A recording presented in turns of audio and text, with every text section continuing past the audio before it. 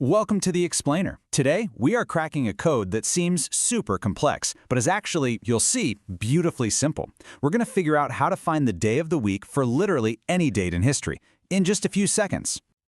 Okay, so let's just dive right in with a puzzle. What day of the week was April 13th, 1919? Now that seems pretty tough, right? Well, questions exactly like this are a staple in competitive exams all across India. Stick with me, and we're going to solve this very problem later on, and you won't even break a sweat. And really, this is more than just a cool party trick. Calendar reasoning is a key section in some really high-stakes exams. Think UPSC, SSC, and a whole bunch of bank placement tests. Getting a handle on this can give you a serious advantage. Now, to solve any of these calendar puzzles, we've got to get on the same page about three basic ideas. These are the building blocks for, well, everything that's coming next. First up, the ordinary year. Simple enough, it has 365 days. Now, if you divide that by 7, you get 52 full weeks, with one single day left over. And trust me, that one extra day, that's the key to everything. Then, of course, you have the leap year. That's 366 days, which gives us 52 weeks plus 2 extra days. And you probably remember the rule. It has to be divisible by 4 unless it's a century year like 1900 or 1800. In that case, it has to be divisible by 400. That's exactly why the year 2000 was a leap year, but 1900 was not. So, this brings us to the most crucial concept of all, odd days.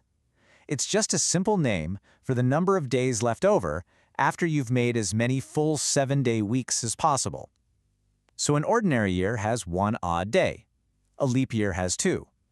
From here on out, we only care about these odd days. They are the absolute secret to all calendar math. Now here's where it gets really cool. Look at how these odd days pile up over the centuries. In 100 years, you get 5 odd days. But check out what happens after 400 years. You get 0. The calendar perfectly resets itself every 4 centuries. It's just, how neat is that? Okay, so let's quickly look at how these problems are usually solved, the textbook way. It definitely works, but as you're about to see, it gets complicated fast, and it really relies on a lot of memorization. So yeah, most textbooks and prep courses will teach you a method that's all about memorizing a bunch of codes. You've got codes for the days, codes for the months, codes for the centuries, but there's a much more intuitive way, a no-code trick that uses simple logic instead. Just look at all this stuff. You'd have to remember codes for every day, every month, and oh, by the way, those month codes change for leap years, and then different codes for every century. That is a ton of information to try and keep straight in your head during a high-pressure exam. No thank you.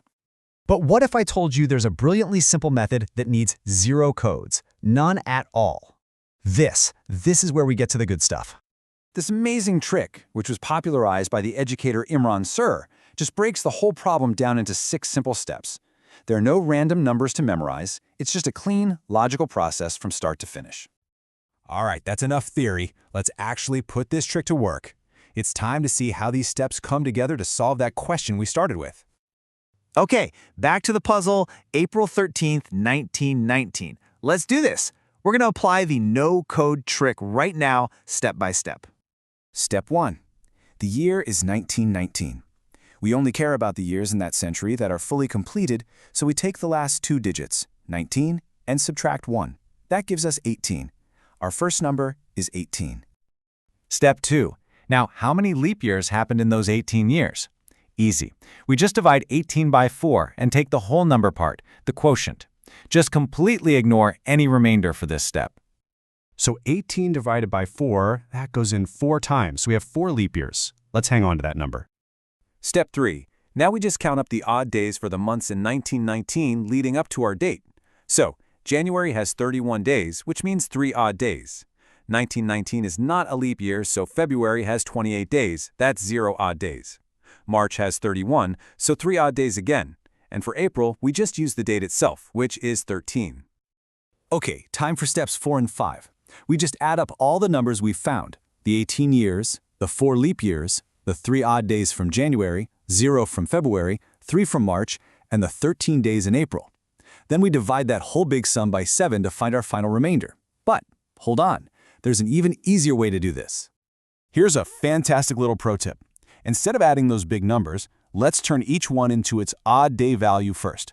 So 18 divided by 7 has a remainder of 4, and 13 divided by 7 has a remainder of 6.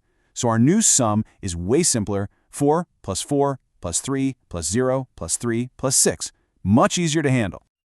And we can make this even faster. In our little sum, we've got a 4 and a 3. What do those add up to? 7. So we can just cancel them out, forget about them. So what's left?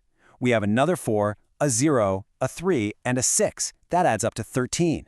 Now what's the remainder when you divide 13 by 7?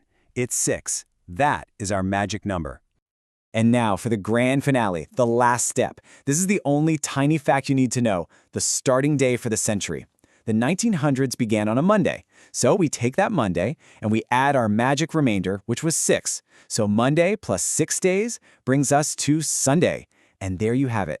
April 13th, 1919 was a Sunday. So what does this all prove? It shows that you can solve these really complex-looking calendar problems with a simple, elegant system. It's about understanding the logic of how it all works, not just cramming your brain full of random codes. It's so much more powerful and way less stressful. So now you have the tool. You can solve any calendar puzzle thrown at you. So why not start with a date that's actually important to you? Go on, give it a try. Crack the code for your own birthday. Thanks for joining me on The Explainer.